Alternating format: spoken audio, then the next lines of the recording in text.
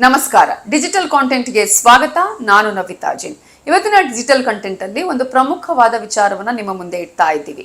ಪೋಷಕರು ತಮ್ಮ ಮಕ್ಕಳ ಬಗ್ಗೆ ಅನೇಕ ಕನಸುಗಳನ್ನ ಕಟ್ಕೊಂಡಿರ್ತಾರೆ. ಜೊತೆಗೆ ಮಕ್ಕಳು ಹಾಗಿರ್ಬೇಕು, ಹೀಗಿರ್ಬೇಕು, ಆ ರೀತಿಯಾಗಿ ನಮ್ಮ ಮಕ್ಕಳನ್ನ ನೋಡಬೇಕು ಅನ್ನುವಂತಹ ಕನಸು ಒಂದ್ ಕಡೆ ಆದ್ರೆ, ಅದಕ್ಕಾಗಿ ಅವರು ಪಡ್ತಾ ಇರುವಂತಹ ಪರಿಶ್ರಮ ಮತ್ತೊಂದು ಕಡೆ. ಆದ್ರೆ ಇವೆಲ್ಲದರ ಮಧ್ಯೆ ಈಗಿನ ಸಮಾಜದಲ್ಲಿ ಎಲ್ಲರೂ ಕೂಡ ತಂದೆ ತಾಯಿಗಳು ನಾವು ಹೇಳಿದ ಹಾಗೆ ಕೇಳಬೇಕು, ಮಕ್ಕಳ ಆಸೆ ಆಕಾಂಕ್ಷೆಗಳನ್ನು ಪೂರೈಸಬೇಕು ಅನ್ನುವಂತಹ ಮಕ್ಕಳು ಇರುವಂತಹದ್ದು ಮತ್ತೊಂದು ಕಡೆ. ಇಂತಹದ್ದೇ ಒಂದು ಸಮಾಜದಲ್ಲಿ ಇರುವಾಗ ಲವ್ ಮ್ಯಾರೇಜ್ ಅನ್ನುವಂತಹ ವಿಚಾರ ಈಗಲೂ ಕೂಡ ಎಷ್ಟೇ ಶತಮಾನದಲ್ಲಿ ಇದ್ರೂ ಕೂಡ, ಎಷ್ಟೇ ಪೋಷಕರಾಗಿರ್ಬೋದು ಅಥವಾ ಸಮಾಜದಲ್ಲಿ ಸುಶಿಕ್ಷಿತರು ಇದ್ರೂ ಕೂಡ ಕೆಲವೊಮ್ಮೆ ಲವ್ ಮ್ಯಾರೇಜ್ ಅನ್ನುವಂತಹ ವಿಚಾರ ಬಂದಾಗ ಒಪ್ಕೊಳ್ಳುವವರ ಸಂಖ್ಯೆ ಬಹಳ ಕಡಿಮೆ ಇರುತ್ತೆ. ಅಂತಹದ್ದೇ ಒಂದು ಘಟನೆ ರಾಜಸ್ಥಾನದ ಬೇವಾರದ ಬದ್ನೂರಿನಲ್ಲಿ ನಡೆದಿದೆ. ಅಲ್ಲಿ ಏನಾಗುತ್ತೆ ಅಂತ ಹೇಳಿದ್ರೆ, ತನ್ನ ಮಗಳನ್ನ BEd ಓದಿಸಿ ಆ ನಂತರ ಆಕೆಯನ್ನ ಶಿಕ್ಷಕಿಯನ್ನಾಗಿ ಮಾಡಬೇಕು, ಒಂದು ಒಳ್ಳೆಯ ಶಿಕ್ಷಕಿ ವೃತ್ತಿಯನ್ನ ಆಕೆ ತೆಗೆದುಕೊಂಡು ಆಕೆ ಒಳ್ಳೆಯ ಶಿಕ್ಷಕಿ ಆಗ್ಬೇಕು ಅಂತ ಹೇಳಿ ಬಹಳ ಕಷ್ಟಪಟ್ಟು ವಿಮಲಾ ಅನ್ನುವಂತಹ ಯುವತಿಯ ಪೋಷಕರು ಆಕೆಯನ್ನ ಶಿಕ್ಷಣಕ್ಕೆ ಕಳುಹಿಸ್ತಾರೆ. ಆಕೆಯನ್ನ ಎಜುಕೇಶನ್ ತುಂಬಾ ಚೆನ್ನಾಗಿ ಆಗ್ಬೇಕು ಅಂತ ಹೇಳಿ ಕಷ್ಟಪಟ್ಟು ಆಕೆಯನ್ನ ಓದಿಸ್ತಾರೆ, ಶಿಕ್ಷಕಿಯನ್ನಾಗಿ ಮಾಡಬೇಕು ಅನ್ನುವಂತಹ ಕನಸಿನೊಂದಿಗೆ. ಆದ್ರೆ ಓದ್ತಾ ಇರ್ಬೇಕಾದ್ರೇನೆ ವಿಮಲಾ ತಾನು ಒಬ್ಬ ಹುಡುಗನನ್ನ ಪ್ರೀತಿಸ್ತಾಳೆ. ಆ ಹುಡುಗನನ್ನ ಪ್ರೀತಿಸಿದ್ದು ಮಾತ್ರ ಅಲ್ಲ, ತಾನು ಅವನನ್ನೇ ಮದುವೆ ಆಗ್ಬೇಕು ಅಂತ ಹೇಳಿ ತನ್ನ ತಂದೆ ತಾಯಿಯ ಬಳಿ ಕೇಳ್ತಾಳೆ. ಆಗ ತಂದೆ ತಾಯಿ ಒಪ್ಕೊಳ್ಳೋದಿಲ್ಲ. ಅಂತಹ ಸಂದರ್ಭದಲ್ಲಿ ಏನಾಗತ್ತೆ, ಆಕೆ ಅವರೆಲ್ಲರ ಮಾತನ್ನ ಧಿಕ್ಕರಿಸಿ ಮದುವೆಯಾಗ್ತಾಳೆ. ಅಂದ್ರೆ ಮದುವೆಯ ಆಗುವ ದಿನ ಕೂಡ, ಅದಕ್ಕಿಂತ ಹಿಂದೆ ಕೂಡ ತಂದೆ ತಾಯಿಯನ್ನು ಪೊಲೀಸ್ ಸ್ಟೇಷನ್ ಮೆಟ್ಟಿಲೇರಿ ಆಕೆ ನಮ್ಮ ಜೊತೆ ಬರ್ಲಿ, ಆಕೆ ಮದುವೆ ಆಗೋದು ಬೇಡ ಅಂತ ಹೇಳಿ ಮನವೊಲಿಸುವಂತಹ ಪ್ರಯತ್ನವನ್ನ ಮಾಡ್ತಾರೆ.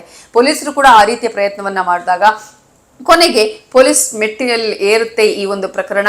ಪೊಲೀಸ್ ಸ್ಟೇಷನ್ ಅಲ್ಲಿ ತಂದೆ ತಾಯಿ ಹಾಗೇನೆ ಅವರ ಮಗಳನ್ನ ಕರೆಸಿ ಈ ಒಂದು ಮದುವೆಯ ಆಗ್ಬೇಡ, ನೀನು ನಮ್ಮ ಮನೆಗೆ ಬಾ ಅಂತ ಹೇಳಿ ಆಕೆಯ ಪೋಷಕರು ವಿಮಲಾ ಬಳಿ ಕೇಳಿದಂತಹ ಸಂದರ್ಭದಲ್ಲಿ ಆಕೆ ಹೇಳ್ತಾಳೆ, ಯಾವುದೇ ಕಾರಣಕ್ಕೂ ನಾನು ಮನೆಗೆ ಬರುವುದಿಲ್ಲ ಅನ್ನುವ ವಿಚಾರವನ್ನ ಹೇಳ್ತಾಳೆ. ಆತನನ್ನೇ ಮದುವೆ ಆಗೋದು ಅನ್ನುವ ವಿಚಾರ ಹೇಳ್ತಾಳೆ. ಆದ್ರೆ ಇಲ್ಲಿ ತಂದೆ ತಾಯಿಗೆ ಒಂದು ಬೇಸರ ಆಗತ್ತೆ. ಏನ್ ಗೊತ್ತಾ, ಆಕೆಯ ವಿಚಾರದಲ್ಲಿ ಪೋಷಕರು ಅಟ್ಲೀಸ್ಟ್ ನಮ್ಮ ಮನೆಗೆ ಬರಬಹುದು ಅನ್ನುವ ಯೋಚನೆ ಇರೋದಲ್ಲ, ಅಲ್ಲಿ ಆಕೆ ಮತ್ತೊಂದು ಘಟನೆಯನ್ನ ಅವರಿಗೆ ಮನಸ್ಸಿಗೆ ನೋವು ಆಗುವ ಹಾಗೆ ಮಾಡ್ತಾಳೆ. ಆ ವಿಚಾರ ಏನು ಅಂತ ಹೇಳಿದ್ರೆ, ಇವರು ನಿನ್ಗೆ ಗೊತ್ತಾ, ನಿನ್ನ ತಂದೆ ತಾಯಿಯ ಮನೆಗೆ ಹೋಗು, ಮನೆಗೆ ಬಾ ಅಂತ ಕೇಳ್ತಾ ಇದ್ದಾರೆ ಅಂತ ಹೇಳಿದಂತಹ ಸಂದರ್ಭದಲ್ಲಿ ಇವರು ಯಾರು ಅಂತಾನೆ ನನಗೆ ಗೊತ್ತಿಲ್ಲ, ಇವರು ನನ್ನ ತಂದೆ ತಾಯಿ ಅಲ್ಲ ಅಂತ ಹೇಳಿ ನಿರಾಕರಿಸ್ತಾಳೆ. ಇದು ತಂದೆ ತಾಯಿಯ ಮನಸ್ಸಿಗೆ ಬಹಳ ಬೇಸರವನ್ನ ಉಂಟು ಮಾಡುತ್ತೆ. ಅಂತಹ ಸಂದರ್ಭದಲ್ಲಿ ಆಕೆಯ ತಂದೆ ಏನ್ ಮಾಡ್ತಾರೆ ಗೊತ್ತಾ, ಇದುವೇ ಬಹಳ ಇಂಟ್ರೆಸ್ಟಿಂಗ್ ಆಗಿರುವಂತಹ ವಿಚಾರ. ಯಾಕಂದ್ರೆ ತಂದೆ ತಾಯಿಯ ಮನಸ್ಸಿಗೆ ಎಷ್ಟು ನೋವಾಗಿರಬಹುದು ಅನ್ನೋದು ಒಂದು ಕಡೆ ಆದ್ರೆ, ಅವರು ಮಾಡಿದಂತಹ ಒಂದು ಕೆಲಸ ಏನ್ ಗೊತ್ತಾ, ಆ ಸಂದರ್ಭದಲ್ಲಿ ಆಕೆಯ ಮದುವೆಯ ದಿನ, ಮದುವೆ ಒಪ್ಪಿಗೆ ಇಲ್ಲದಿದ್ರು ಮದುವೆ ಆಗುತ್ತೆ. ಆ ಸಂದರ್ಭದಲ್ಲಿ ಆಕೆ ಅನೇಕರಿಗೆ ಇನ್ವಿಟೇಷನ್ ಕೊಟ್ಟಿರ್ತಾಳೆ, ಹೋಗಿರ್ತಾರೆ.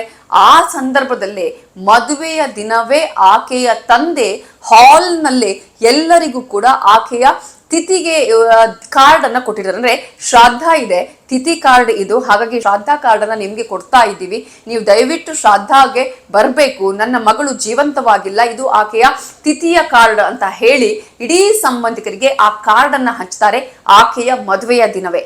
ಏನಪ್ಪಾ ಅಂತ ನೀವು ಕೇಳಬಹುದು. ಹೌದು, ಒಂದ್ ಕಡೆ ಆಕೆ ಮದುವೆ ಮಾಡ್ಕೊಳ್ಬೇಡ ಅಂತ ಹೇಳಿದ್ರು ಕೂಡ ನಿರಾಕರಿಸಿ ಆತನನ್ನ ಅವರ ಒಪ್ಪಿಗೆ ಇಲ್ಲದೆ ಮದುವೆ ಆಗ್ತಾಳೆ.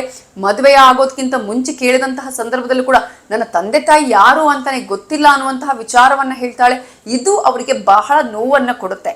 ತಂದೆ ತಾಯಿ ಯಾರು ಅಂತಾನೆ ಗೊತ್ತಿಲ್ಲ ಅಂತ ಹೇಳಿದ್ಮೇಲೆ ನಮ್ಮ ಮಗಳು ಕೂಡ ನಮಗೆ ಇಲ್ಲ, ಮಗಳು ಕೂಡ ಸಾವನ್ನಪ್ಪಿದ ಹಾಗೆ, ಆಕೆಯನ್ನು ಜೀವಂತವಾಗಿ ಇಲ್ಲ ಅಂತ ಹೇಳಿ ಆಕೆ ಸಾವನ್ನಪ್ಪಿದ್ದಾಳೆ. ಅವಳ ಶಾಸ್ತ್ರವನ್ನ ಮಾಡಬೇಕು, ತಿಥಿಯನ್ನ ಮಾಡಬೇಕು, ಶ್ರಾದ್ದವನ್ನ ಮಾಡಬೇಕು ಅನ್ನುವ ಕಾರಣಕ್ಕಾಗಿ ಶ್ರಾದ್ದ ಕಾರ್ಡ್ ಅನ್ನ ಎಲ್ಲಾ ಸಂಬಂಧಿಕರಿಗೆ ಕೂಡ ಹಂಚ್ತಾರೆ. ಸಂಬಂಧಿಕರು ಕೇಳ್ತಾರೆ ಯಾಕೆ ಈ ರೀತಿಯಾಗಿ ಅಂತ ಹೇಳಿದಾಗ ತಂದೆ ತಾಯಿ ನೋವಿನಿಂದ ಹೇಳ್ತಾರೆ, ನಮ್ಮ ಮಗಳಿಗೆ ನಾವು ಯಾರು ಅಂತಾನೆ ಗೊತ್ತಿಲ್ಲದಿದ್ದ ಮೇಲೆ ನಾವಿನ್ನು ಬದುಕಿ ಏನು ಪ್ರಯೋಜನ ಅನ್ನುವಂತಹ ನೋವು ನಮ್ಮಲ್ಲಿ ಉಂಟಾಗುತ್ತೆ. ಆದ್ರೆ ಆಕೆಯೇ ಸಾವನ್ನಪ್ಪಿದ್ದಾಳೆ ಅಂತ ಅಂದುಕೊಂಡು ನಾವು ಬದುಕ್ತೀವಿ, ಆಕೆಯನ್ನ ಕಷ್ಟಪಟ್ಟು ಓದಿಸಿದೀವಿ, ಆಕೆ ಜೀವನದಲ್ಲಿ ಸಾಧನೆ ಮಾಡ್ಬೇಕನ್ನುವಂತಹ ಕನಸನ್ನ ಕಂಡಿದ್ವಿ, ಒಳ್ಳೆಯ ಶಿಕ್ಷಕಿ ಆಗ್ಬೇಕು ಅಂತ ಹೇಳಿ ಆಕೆಯನ್ನ ಓದಿಸಿದ್ವಿ. ಆದ್ರೆ ಅದು ಯಾವುದು ಕೂಡ ಆಕೆಯ ಗಮನಕ್ಕೆ ಬರಲಿಲ್ಲ. ಇದೀಗ ಆಕೆ ಬೇರೆ ಮದುವೆ ಆಗಿದ್ದಾಳೆ, ಇನ್ನು ಮುಂದೆ ನಮ್ಮ ಮಗಳು ಇಲ್ಲ ಅಂತ ಹೇಳಿ ಆಕೆಯ ಮದುವೆಯ ದಿನವೇ ತಿಥಿ ಕಾರ್ಡ್ ಅನ್ನ ಹಂಚಿದಂತಹ ಒಂದು ಘಟನೆ ನಡೆದಿರೋದು ರಾಜಸ್ಥಾನದ ಬೇವಾರದ ಬದ್ನೂರಿನಲ್ಲಿ. ಹಾಗಾಗಿ ಇಲ್ಲಿ ಎರಡು ವಿಚಾರಗಳನ್ನ ನಾವಿಲ್ಲಿ ಗಮನಿಸಬೇಕಾಗುತ್ತೆ. ಒಂದ್ ಕಡೆ ಎಷ್ಟೇ ಸಮಾಜ ಮುಂದುವರಿದ್ರು ಕೂಡ ತಂದೆ ತಾಯಿಗಳಾದಂಥವ್ರಿಗೆ ಒಂದ್ಸಲ ಲವ್ ಮ್ಯಾರೇಜ್ ಅಂತ ಹೇಳಿದಾಗ ಒಂದ್ಸಲ ಬೇಸರ ಇರುತ್ತೆ. ಮತ್ತೊಂದು ಕಡೆ ಸಮಾಜದಲ್ಲಿ ಇನ್ನೂ ಕೂಡ ಮದುವೆ ಲವ್ ಮ್ಯಾರೇಜ್ ಅನ್ನುವ ವಿಚಾರಕ್ಕೆ ಅಘೋಷಿತ ನಿರ್ಬಂಧ ಇರುವುದನ್ನ ನಾವು ಗಮನಿಸ್ತಾ ಇದ್ದೀವಿ.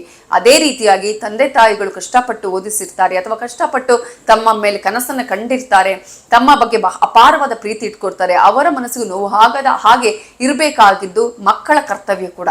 ಹಾಗಾಗಿ ಇಂತಹ ಸಂದರ್ಭದಲ್ಲಿ ನಾವೆಲ್ಲರೂ ಯೋಚನೆ ಮಾಡಬೇಕಾಗಿರೋದು ಸಮಾಜದಲ್ಲಿ ಮನಸ್ಥಿತಿಗಳನ್ನ ಯಾವ ರೀತಿಯಾಗಿ ಬದಲಾವಣೆ ಮಾಡಬೇಕು, ಜೊತೆಗೆ ತಂದೆ ತಾಯಿಗಳನ್ನ ನಾವು ಮೊದಲು ದೇವರು ಅಂತ ಭಾವಿಸುವವರು, ಅವರಿಗೂ ಕೂಡ ಗೌರವವನ್ನು ಕೊಡುವಂತಹ ಕೆಲಸಗಳು ಆಗ್ಬೇಕು ಅನ್ನೋದರ ಜೊತೆಗೆ ಇಂತಹ ಒಂದು ಘಟನೆ, ಅದರಲ್ಲೂ ಕೂಡ ಈ ರೀತಿಯಾದಂತಹ ಒಂದು ಅಪರೂಪದ ಘಟನೆಯಲ್ಲಿ ಆಕೆಯ ವಿಚಾರದಲ್ಲಿ ಶ್ರಾದ್ದ ಕಾರ್ಡ್ ಏನ್ ಮಾಡಿಸಿದರೆ ಅದುವೇ ಈಗ ಎಲ್ಲಾ ಕಡೆ ವೈರಲ್ ಆಗ್ತಾ ಇದೆ.